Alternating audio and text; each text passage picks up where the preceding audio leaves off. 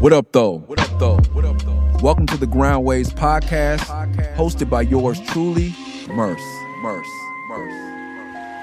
Every episode, we share an inside look at Groundwaves Hip Hop, the nation's premier hip hop community development movement, which I founded in 2019. The movement, like this podcast, is all about mentorship, growth, and what happens when you create a safe space, but not a fake space, for hip hop to breathe. Let's get into it.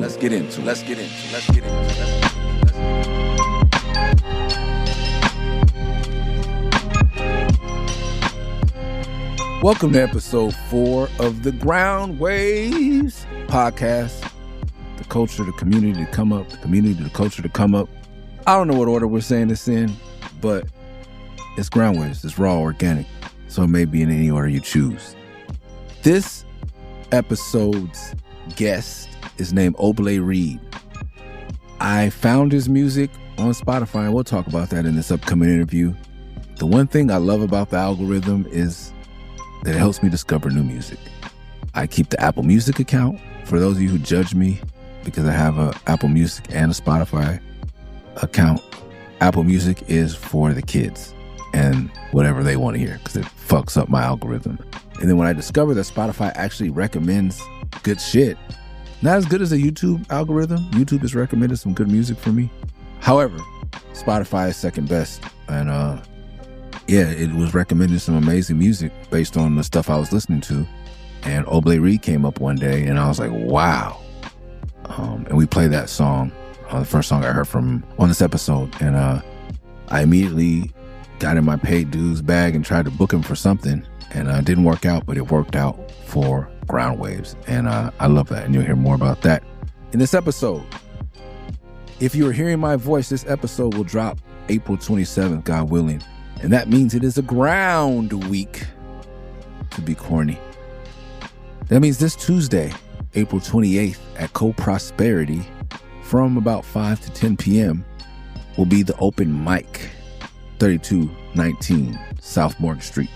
Same place on Wednesday, same time, we have Skyways, which is the open ox for all the producers. Both events are free. Free food and drink.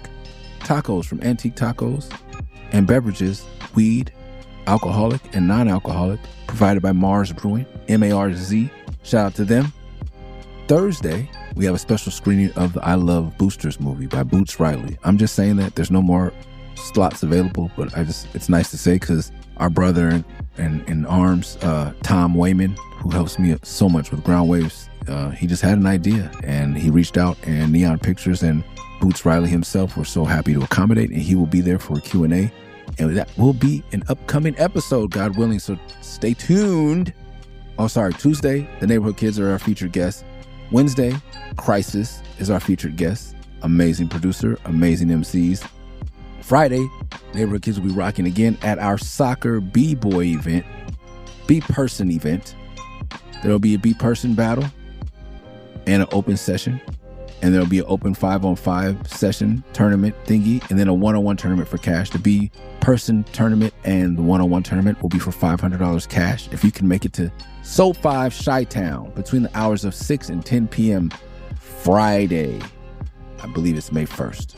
May 2nd is the overflow. If you didn't get a chance to rap Tuesday or Wednesday, or you had to work Tuesday or Wednesday and didn't come on Saturday. It's free. We'll have pizza, no tacos. Oh, there'll be free food and drink at the So 5 Friday Soccer Big Person Fiesta. Make sure you pull up. It's free and it's all ages. Everything is free in all ages, and everything will have free food and beverage as long as it lasts, except for the movie screening. Saturday overflow, we do that from 6 to 9 so that you guys can have the rest of your Saturday night to go rock out somewhere else. Because that's what Saturdays are for. And then Sunday, we have Groundwaves Generations, which is the definitely, I kind of get mad if you don't bring your kids to this one. And this month's Friday Fun too is for kids. We have a whole field for the kids to play soccer. We'll have face painting on Sunday at the National Public Housing Museum. We will have a workshop by Kumba Links for the kids. I think it'll be poetry and dance based. We will also have, I think it's William Estrada, and he'll be screen printing, showing you how to screen print your own posters about the event. And Mr. Lift and his wife Eternia and her husband Mr. Lift will be rocking a set.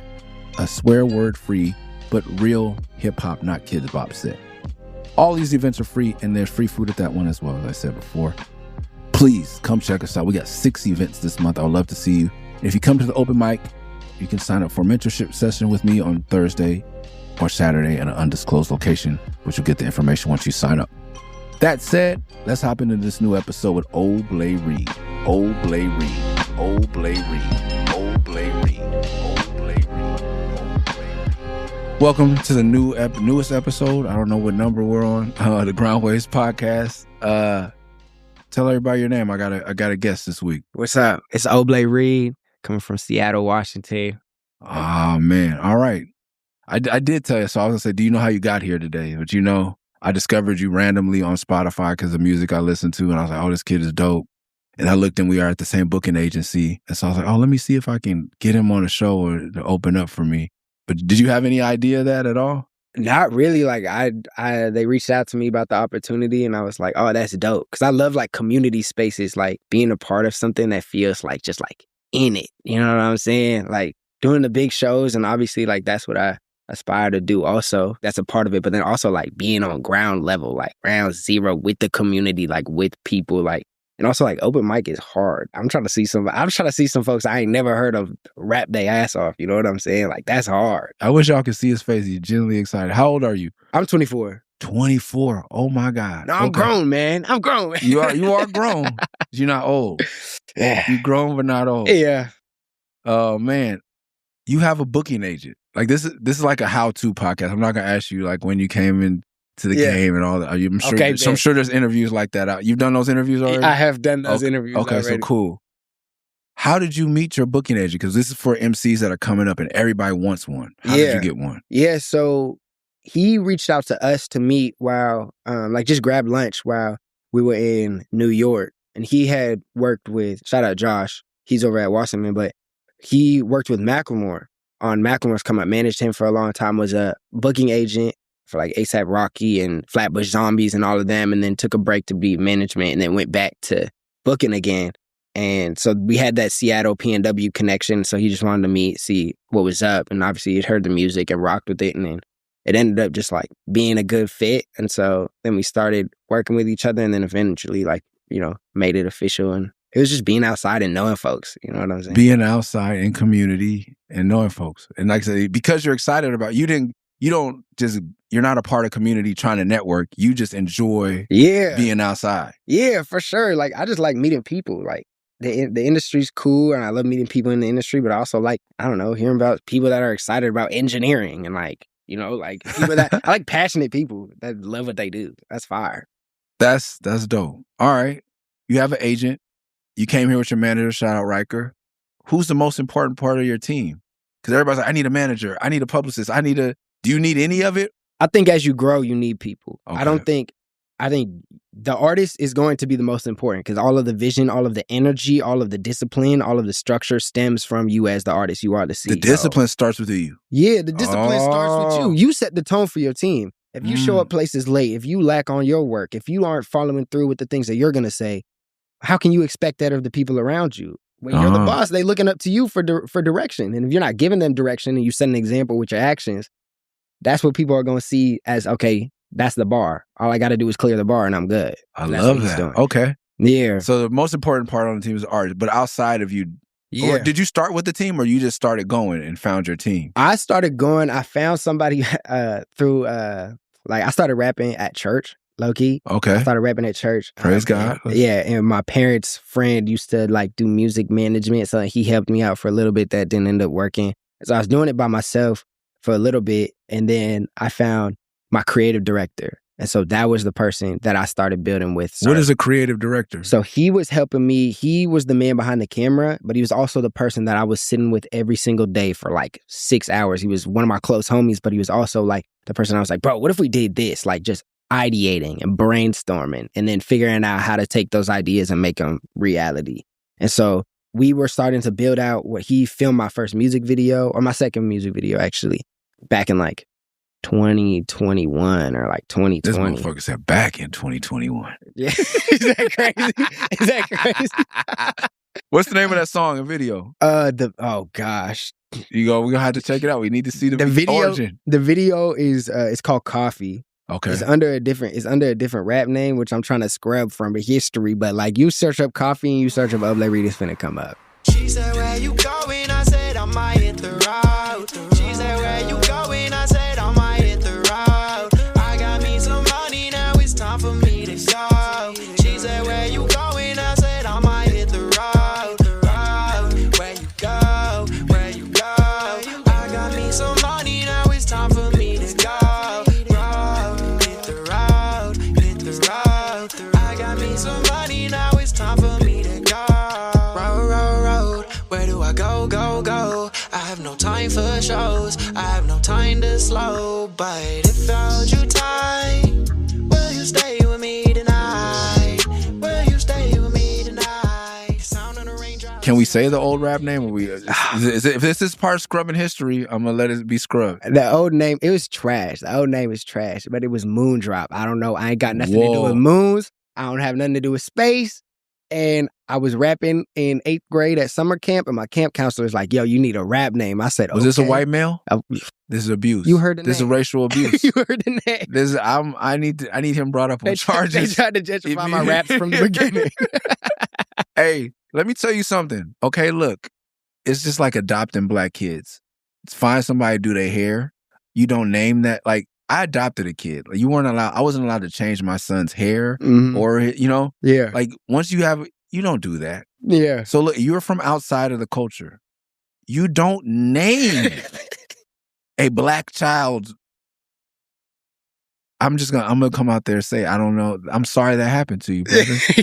Yeah, unpacking trauma on. Yeah, bro. You can't do that, bro. No, you can't. No. You don't sound like a Moondrop. You don't look like a Moondrop. No, not at all. Was it like, oh, your style is so foreign to me, I felt like you dropped from the moon? He didn't give no explanation. Bro, Boom, that was the first name. Go ahead and make a child and give that child that name on a commune somewhere. That's what he needs to do. Yeah, exactly. Don't give that to a rapper. Yeah. Or you rap. Exactly. You rap. You spit a 16. Where homeboy had a lightweight wanted to rap, and he had that name saved up. Yeah, he was stocked up. I'm sorry. It probably meant a lot for him to give that name to you. I'm crying. He probably be stole. Like, he probably had hella, he's hitting everybody. Patchouli and all these raps, and then he never said them. And he's like, hey, I found the right. Yeah. He said, I did it. I passed it on. The best thing about my rap career is my name, Moondrop, and I gave it to somebody who's really talented. He said, this is what legacy looks like. This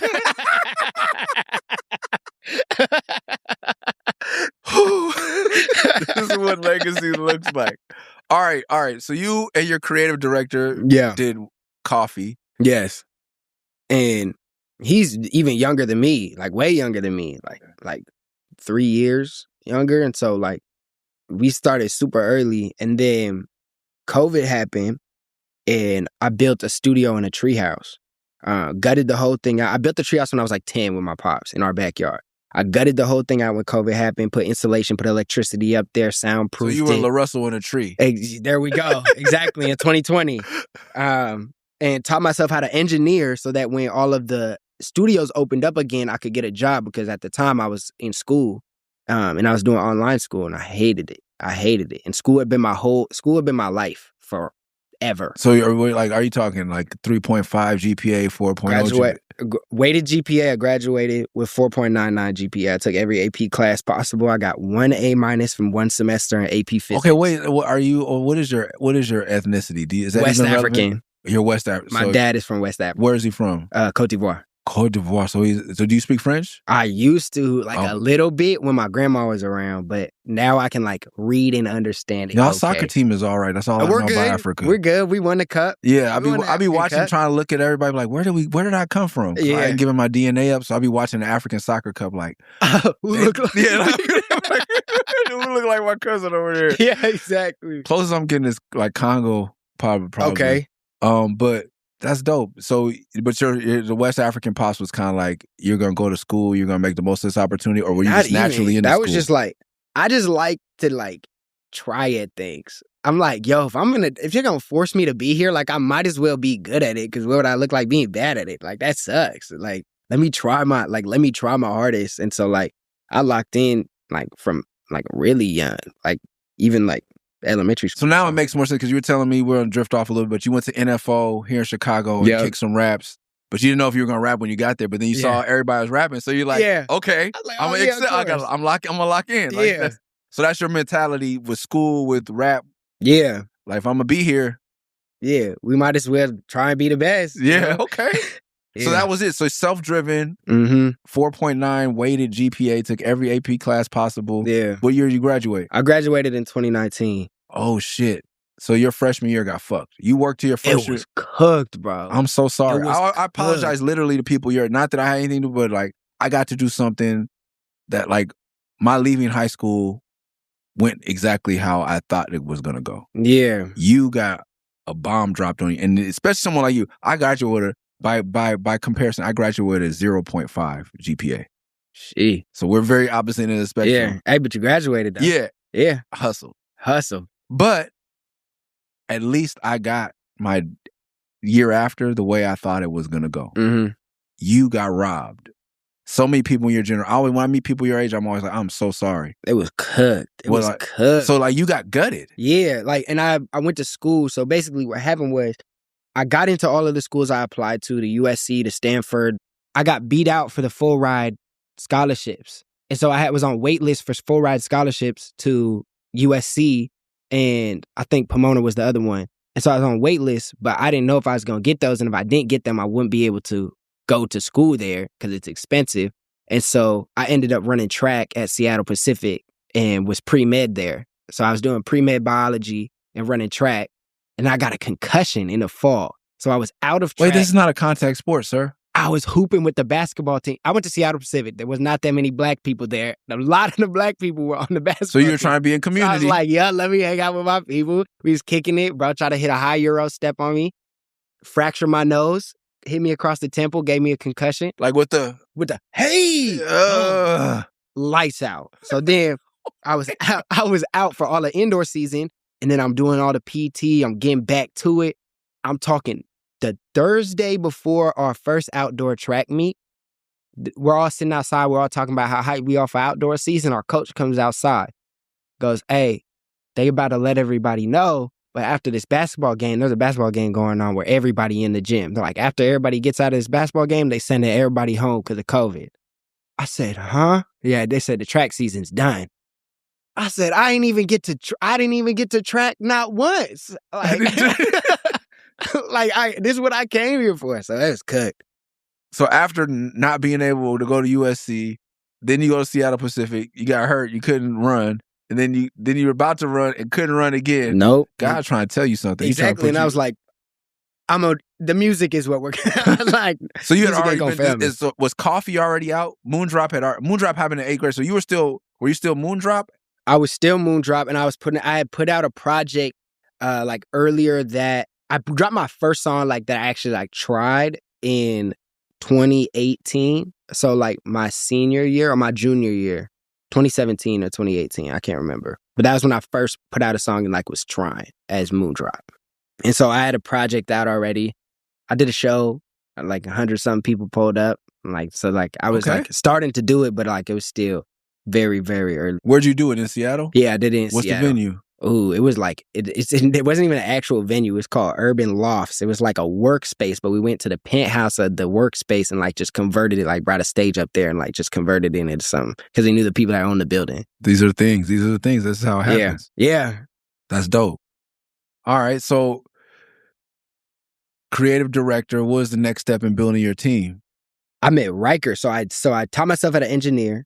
Oh, yeah, that's right. We got the treehouse in the backyard, gutted it, made it a studio. Yep. And so when the pandemic was over, did you go to work in a studio? Yeah. So it was crazy. I got invited to a studio by somebody who found me on Instagram. I pulled up to the studio, and my tutor from junior year of high school was there at the studio. And I was like, nigga, what are you doing at the studio?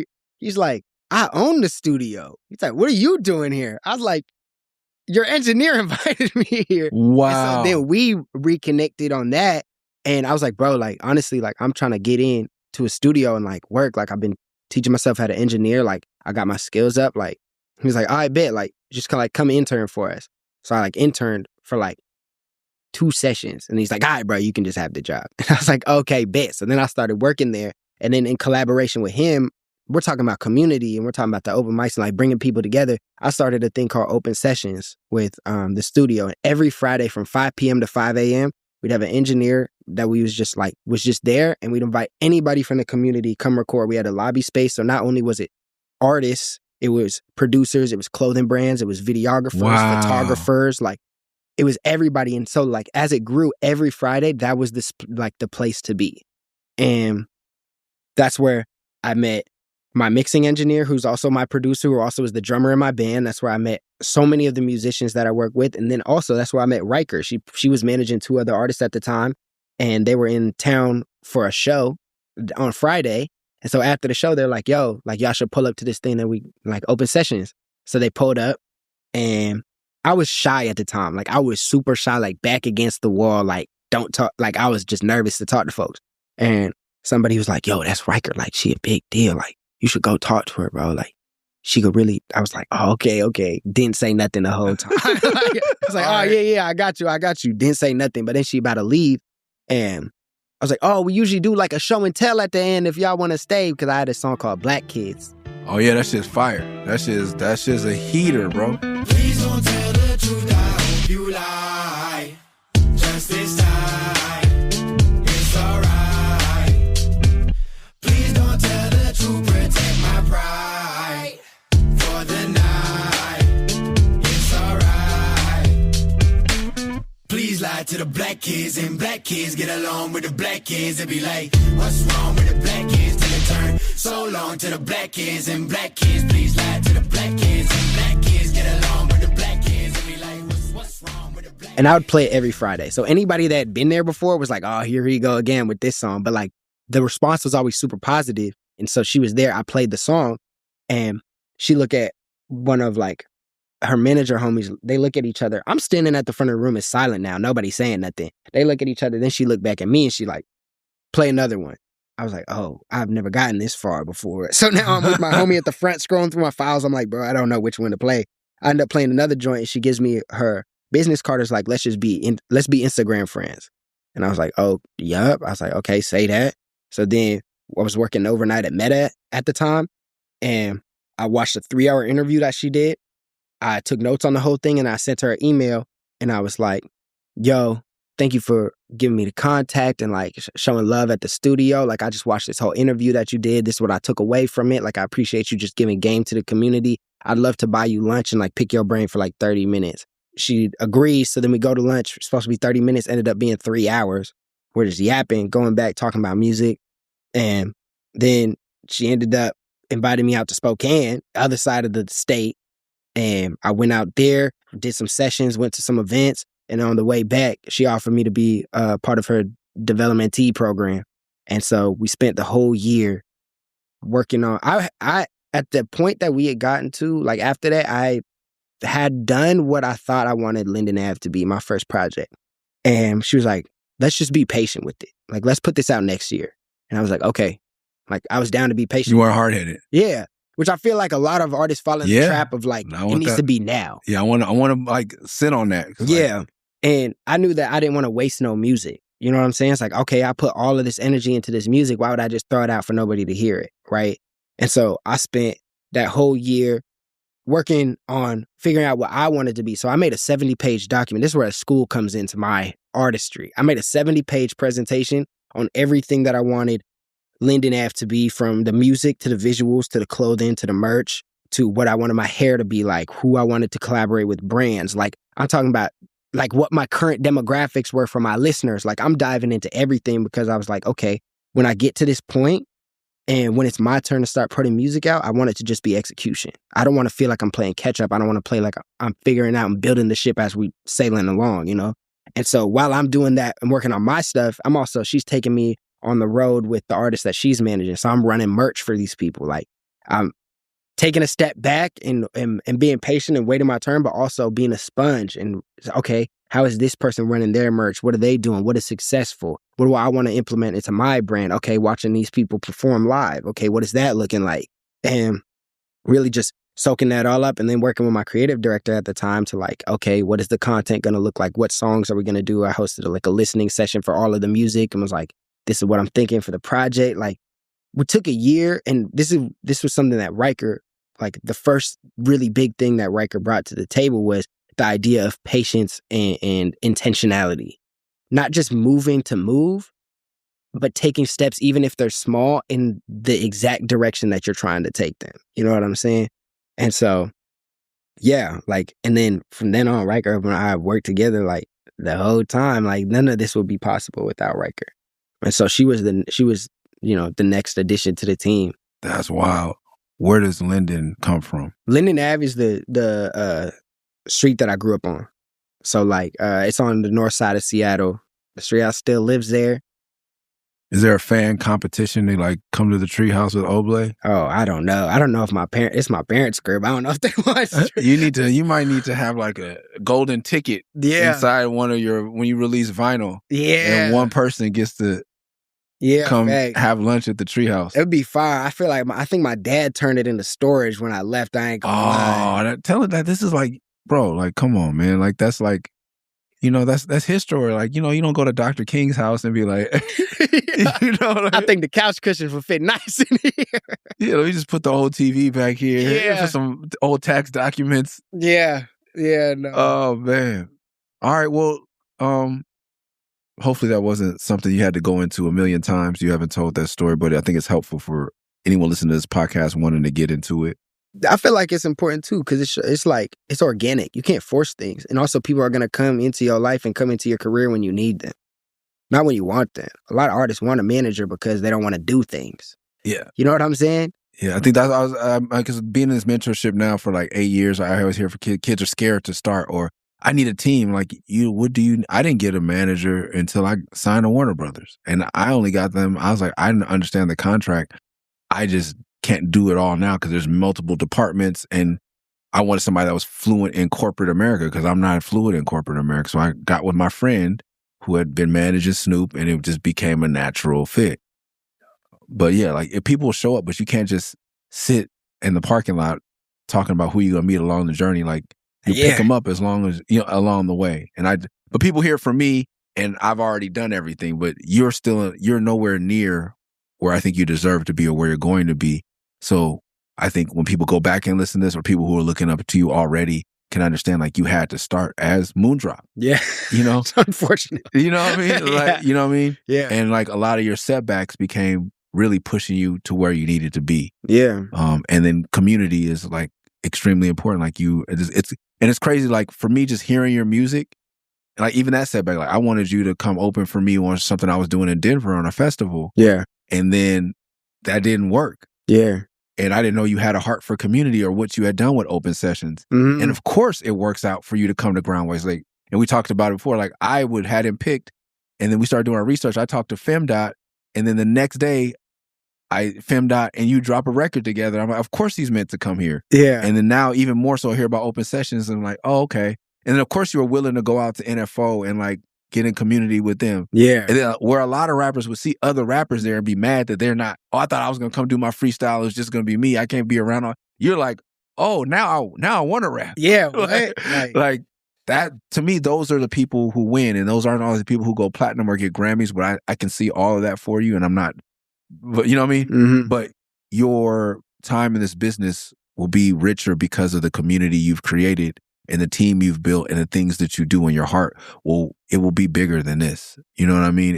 And I hope that, like we're doing Groundwaves Africa and I could bring you to Cote d'Ivoire and you can that would be so hard. That would be so hard. Because that's the thing is like people, especially my age, forget like until I had a song and it was doing horrible in the United States and my home was like, oh, but in Zimbabwe, I was like, in what? Yeah, on Audio Mac. I was like, on Audio Mac and like, yeah. Like, but our music, our podcasts reach places we don't even know about. So I think it's important, like really, and I don't want to be solely focused on Africa, but for me, it's important to me. So hopefully people in Cote d'Ivoire, like, know you, claim you. Like, I know my little homie Ruben Vincent is doing a lot. He's Liberian. and he's doing a lot with Rock Nation, but he always reps for Liberia. And it's crazy that, to me, hip-hop culture is a lot of African roots, and there's not a lot of Africa in it. You know what I mean? In the American side. Like, of course, in Afrobeat and, like, for sure, all of it's there, but, like, it's nice to see him with his Liberian flag and, like, Liberian folks getting around someone that sounds like American hip-hop. Yeah. Because Africa is in the America, and they're important to us. Yeah, for sure. So, yeah, man, I'm getting off track. Let me see. In Seattle, I was talking to Gab, and it's, for better or worse, considered a beat market, you know? And they don't know, like, you know, Jimi Hendrix, Quincy Jones-ish, Gifted Gab, Vitamin D. I went down all of it with the Gab, but who are maybe some of the MCs that influenced you coming up in Seattle? Like, because I always talk about, like, for me, it was Eazy-E being, like, real representation. Like, I lived in Linwood, and looking up to somebody from Compton was like, what? Yeah. He's on a record? Yeah. Like, who was that person from Seattle for you that was doing it that made you feel like it was tangible? It's really interesting because I grew up, I didn't listen to, like, mainstream hip-hop until I was a senior in high school. I grew up on Christian rap. Okay. That's all I listened to. Lecrae, Trip Lee, Tadashi, like, all of those. Like, that was all that I had. And so that's why I don't cuss in any of my music. And that's just instilled. It's not like I go into it and I'm like, I'm not going to cuss in this song. It's like, that's just how I grew up writing. And so naturally that's what comes out. And so when I first started really getting into the scene, my first real exposure was the open sessions, like meeting people. I didn't know anybody else that made music. I made music by myself. Secular music. Yeah. So you did your own beats? It was YouTube. I was getting beats off of YouTube, and the first person who brought me into a studio was the music director at my church. He saw me rap at the summer camp, brought me into... So the dude who named was a Christian white dude that named you Moondrop? It was a Christian white dude that named me Moondrop. What camp was this? What Christian camp was this? Oh, I don't even know the name of it. Okay. I don't even know. There's a big one that's under a lot of scrutiny right now. Oh, really? Oh, yeah, I won't say the name. Okay. So this person so then now Moondrop is even making more sense. But that's not really Moondrop's not really a biblical name. That's some hippie stuff. Yeah. He was bringing in some secular witchcraft, pagan. Yeah, into the church camp. Yeah, bro. On top of that, you named my brother in Christ. Yeah, I'm crying. Bro, you were supposed to, like, if you wanted to name him John, Ezekiel would have been crazy. Like, something biblical, Nehemiah. Something nah. You chose Moondrop at the Christian camp. All right, sorry, man. So you weren't cussing. You weren't. No. So like, is there any, like, I was allowed all types of rap, but my mom forced Christian. The only rap she would buy me that I didn't steal from the record store was like Christian rappers you never heard of, like the first, like Michael Peace, Idol King, 12th Tribe. Like, there's all these OG Christian rappers. So I'd get tapes when I went to church, and I'm like, you know, when I got baptized, I got 3 tapes. Like, I was balling, and I got a Transformer Bible. Like, I got this whole thing. Like, you know what I mean? So I understand, but I knew the world. So was there a culture shock? Like, I was familiar with it. Where you were like, when you start open sessions, were you like, whoa? Like, so by the time I had started open sessions, like, I was listening to that type of music, right? Like, it was like the SoundCloud era is like when I started to, like, okay, so you had heard, okay. So like, it wasn't like it was keep it from you. Yeah, it wasn't like it was unfamiliar. Got you. But I didn't, like, nobody around me really was like, and you know, my dad's from Africa, and I have a white mom from Washington, so it's like, it wasn't like they were introducing me to, you know, that side of the culture. And so when I started doing the open sessions, it was really like, it wasn't really much of me like looking up that was inspiring me. It was a lot of looking out and looking around and seeing my peers that were getting after it and seeing people that were within reach, hustling. So who were they? Who were some of those? It was like, well, this was a little bit of a looking up, but like, it was like Travis Thompson. He was doing it. He was close to my age, but he was hustling. He was seeing success, and he was from the same city. He's from Burien in the South End, and I'm from north side of Seattle, but like, it was like, yo, that's somebody. Yeah. He's dope. That I can see, and he's going up. And then it was like, I'd met Laze, and she was doing a lot of songwriting at the time. And I was like, yo, that's dope. What? Like, I didn't even know that was an option that you could do. And then like at the open sessions, I met Yanni, and I met like the 2 artists that Riker was managing. And it was low-key anybody that had the energy. I think that's what inspires me the most is, like I was saying, like, I like meeting passionate people. And so it's like to see somebody else that's as passionate about something as I am and wants it as bad as I do. Yes. It's like, okay, yeah, like let's get after that. It don't matter. It don't matter the numbers. It don't matter how many people know who you are. If I know you and I know how bad you want it, let's get after it. That's dope, man. I think that, and I think a lot of people don't value their own, like they want to work with people outside the community. I'm like, if you turn your energy inward, there's a lot, people say now, bing bong bing energy. Like you can't bing bong bing with people in Kentucky or, people are even creating overseas. I see shit in Groundwaves like, you didn't know somebody else here did it? Now I'm getting my beats from this dude in Denmark. You have producers here. Your neighbor. But I get it. Like, like a lot of artists you got to have it. Like I said, I used to not even care like what you sounded like. Like as long as you had that heart, like that's what I care about most. I don't care if you gay, straight, white, black, Christian, Muslim.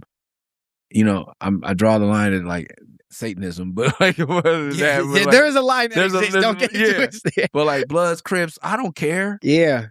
Do you want to rap? Yeah. Do you want to get better? Do you want to go as far as we can with this?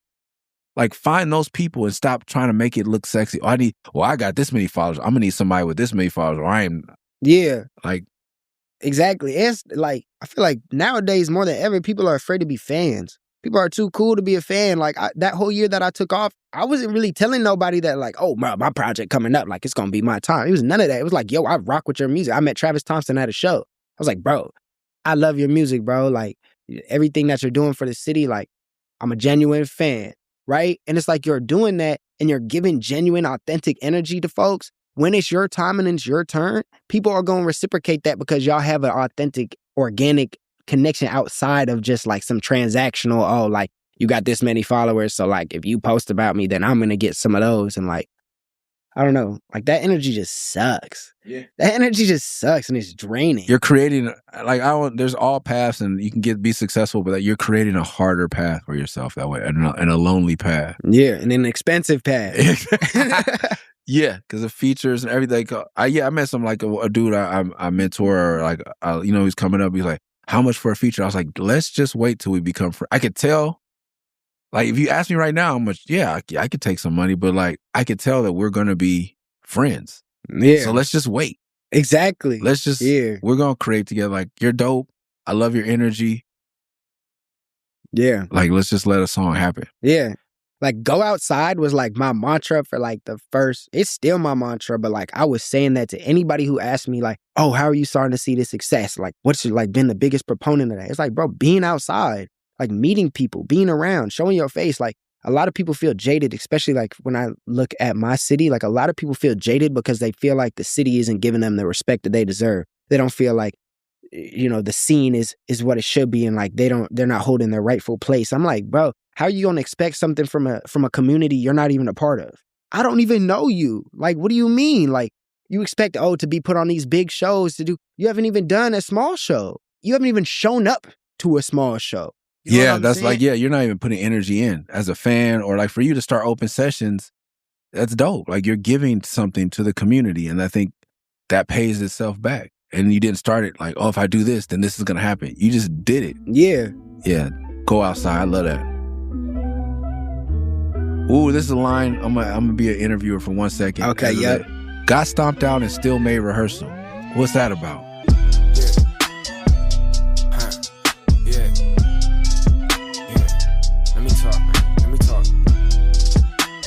It's about time, bro. Yeah. To my old homies, to the same place you used to jump me at. Told them run it back. Keep my old girl at the show, she ain't get her money back. Was her fun in that? Now I'm beefing with God. Actually, no. And I'm smoking to see what this G's been on. Yup, that's more like it.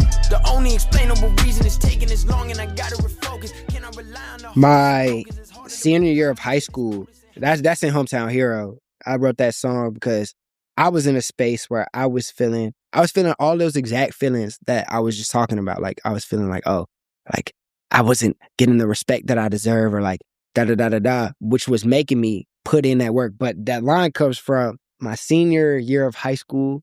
It took a turn for the worse. Like I was telling you, school was like my whole thing. And I had me and my group of friends had like a really bad falling out, like a violent falling out. And it got bad to the point where I couldn't even go to school no more. Like, I stopped showing up. You're talking about a 4-year, 2-sport varsity athlete, 4.0 GPA in a whole bunch of clubs, and I felt like, oh, I don't even want to show up to school no more. It was bad. Wow. Reversing that way, but I gotta get working today. Finally ran out of emergency days. I got stomped out, rain out, dry. Still made rehearsal that day. It's a bird, it's a plane, it's a moon. Feeling lost, I don't know what I'm gonna do right now. Said myself, I don't got no one to prove right now. So why does it feel so high pressure? And I ended up having to transfer a month or like 2 months into the year to another school. My senior year of high school, had to transfer. And I think, that line was just a testament to like, I still graduated. I still found my way. I still was, varsity athlete, still went to school. Like, even at the lowest of my lows, I can trust that my foundation is strong enough where I'll still be able to get up and go do the work, I love that line. Yeah. I was like, damn, what happened on the way to rehearsal, bro? Yeah. A lot of things happened on the way to rehearsal, right? A lot of things happened. This is a question that my homeboy that has a company called Brooklyn Circus. He asked me many, many years ago, what is your 100-year plan? Dang. So like, what does legacy look like after I'm gone, or what? Yeah, just if you could live 100 years, like plan to live 100 years. Like, where are you at in 20 years? Where are you at in 40 years? Where, a lot of people say 5-year plan. Yeah. But like especially for young black men, like that's short-sighted. Mm-hmm. We got to start expecting, yeah. And if you plan to be dead, that's cool. If you want to clock out 110. No, I don't know. I don't know what the science is going to look like. Yeah, right. In some years. But, I mean, honestly, like, legacy and giving back is something that is like something that I've tried to do even when I didn't have nothing, And so as I continue to grow my own career, like, I really respect what Macklemore has done in the city with the residency and like giving a space for the youth to learn about. What is that? I don't know. So the residency is a program where they take like a certain amount of, it's like from, I don't know what the ages are. I think it's like 16 to 22, and they join this program and they will bring in speakers, and like over they have like, they'll teach you engineering and producing and like bring in mentors and like teach people about the industry and give the youth a scope of what's possible. Cause not everybody needs to be, the rap star, the superstar, the front man. Like, there's so many other roles to it. And it just it's like an introduction from a young age to the industry and giving people connections and building their network so that as their career starts to blossom and they find themselves, like, they know a direction or have a clear scope. I don't necessarily know the exact way that I want to be involved with the youth, but like, I used to be a high school counselor. My mom's run a daycare for 17 years. She just retired. Shout out my mom. But like, doing something with the youth that feels like, because when I was young, like I was saying, I didn't know where to go and I felt very isolated. And so giving people spaces and like, whether that looks like, I want there to be people to feel like, oh, they can be in Seattle and can make it, like, beyond a shadow of a doubt. I feel like that's what people in LA feel like. Or people in New York feel that, because it's like, there's so many people around them that have made it that it's like, oh, if that person can do it and I see them at the grocery store all the time, then obviously I could do that. And so building an infrastructure in Seattle, I'd love to have a venue, like build a venue in my home city, like one that feels like, I don't know, like live music, it just feels like a place for the culture. You know what I'm saying? And so doing that, I'm trying to tour the world also. Like, I love that. This is my first time in Chicago.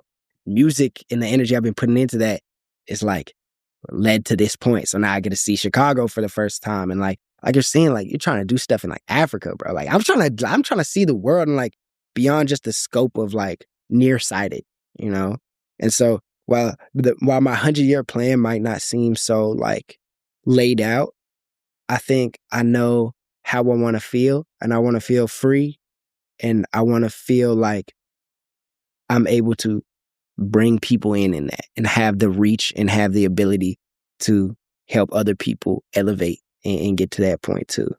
That's beautiful, man.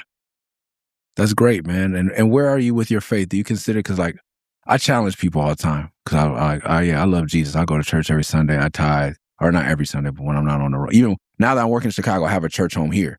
I find a place to go and worship, and but all my kids cuss. I say nigga. I you know what I mean. I'm outside. I'm a street kid. You know what I mean? Like, and I'll deal with that when I'm still evolving. I may not cuss later.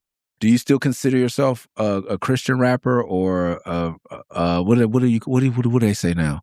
You don't say Christian, you say believer, and then faith-based. Are you a faith-based rapper? My relationship with like faith in the church has been, I wouldn't say necessarily the best, like especially with my relationship with the church, but like people are people, right? And so when it comes to like putting a label on what I am, what I believe in a higher power for sure.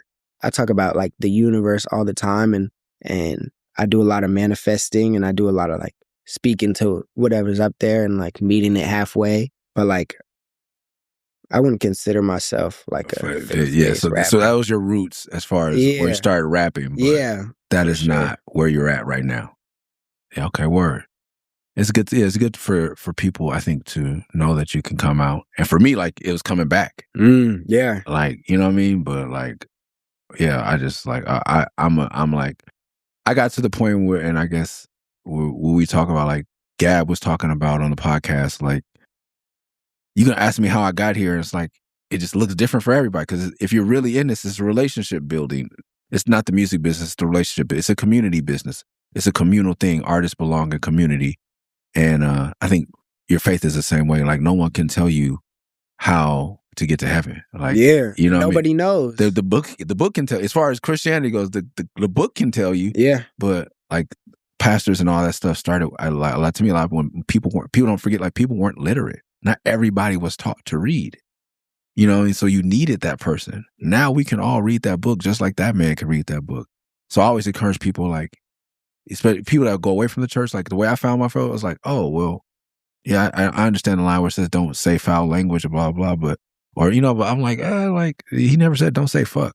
Like, he just, like, I don't use curse words to bring people down. I'm fucking excited that Oble Reed came to do the podcast. And if I'm going to go to hell for that, but I just did this and this and this and this, then I can live with that. But you can't tell me. Yeah. And, it was about me finding a pastor. It was like, he don't curse in church, but like, he wear Dodgers jerseys, and we got another pastor that's a blood. Like, we got, like, he be had Crips and Bloods in the Nation of Islam in the service, and he really be out there working with the community. And it's like, okay, like, I fuck with this. Like, cool. Yeah. I tithe. Like, this is somewhere I can give my money where I know it's not going to a Cadillac. I know it's going back to my community. Facts. I can see it.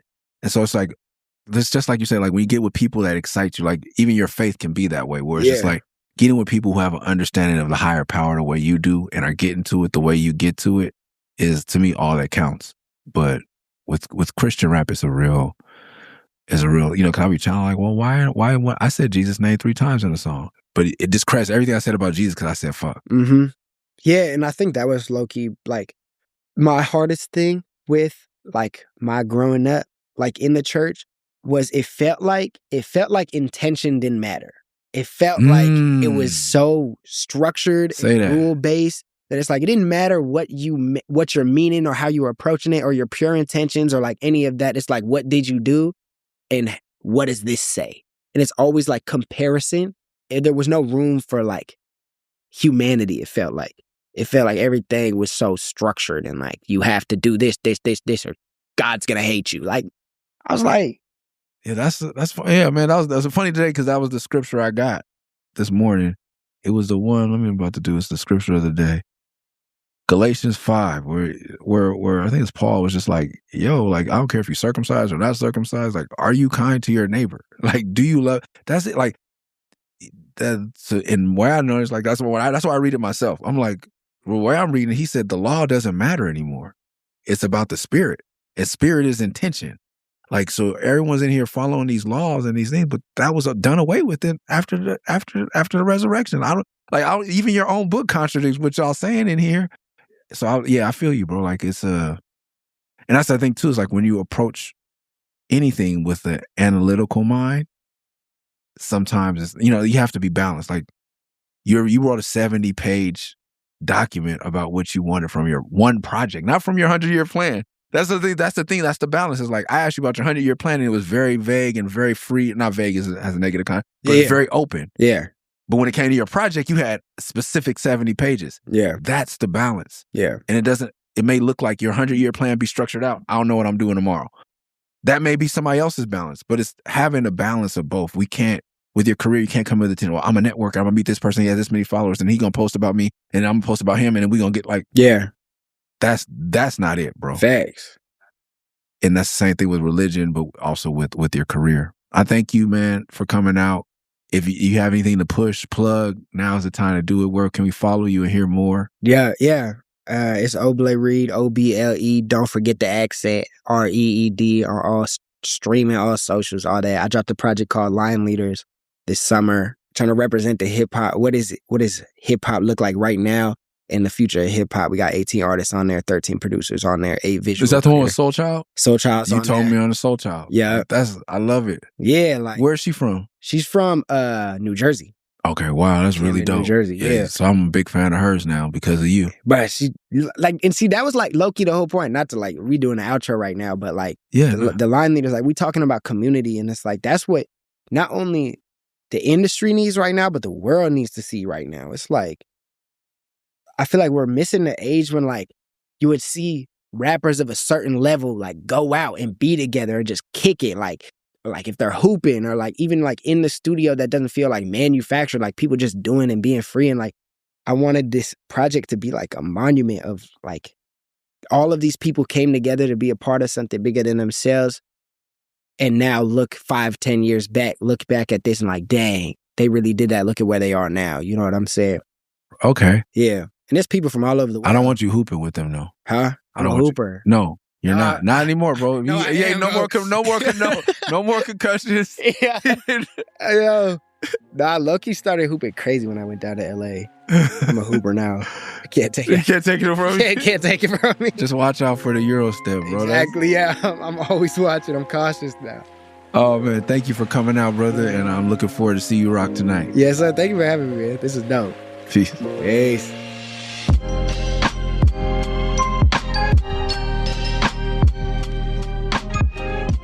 Thank you for tuning in to the Groundwaves Podcast, episode 4. Shout out to Oble Reed once again. We like to give a little love to other artists in our community. The artist we're going to play is an artist from our Northwest Arkansas chapter of Groundwaves. However, he was born and raised in the city of Chicago. I believe on the South Side. He'll be really mad if I didn't get that right. His name is Jasper Logan. He's one of my favorite rappers. That's Jasperlogan. Jasper Logan. And he has a new song that is amazing. It's called We So Back.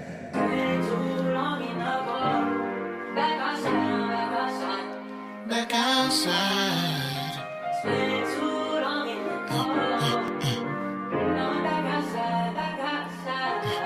Everybody wanna be famous, everybody wanna be dangerous, everybody wanna be Jay, no way, Jose, they don't even speak the language. Everybody wanna be back outside to the tide, got them feeling so anxious. Everybody scared to dive in, they don't know if they'll win, so they rather just fake it. Don't worry, tell them we back. Don't worry, tell them we back. Don't worry, tell them we back. Don't worry, tell them we back. Don't worry, tell them I'm the best in the business. No kidding, I'm the best, getting riches. Macaulay cooking in the 90s, now they can't find me. Now they wanna know about the vision. I've been doing this since my brother got free. Better move out the way, I'm DTP, I'm Curry KD. If they were a 3P, I'm Draymond Green. I'ma punch through the scene. Willow, okay. Hop on the scene, I'm Dolce. Denial is a river, my nigga, don't cry. The new JT won't bye. Better get in sync if they wanna survive. All you fake rappers better hop off the live and hop off the shrine. Shorty wanna link for some princess time, and you know I'm gonna oblige. It's a party tonight, and oh, she's so excited.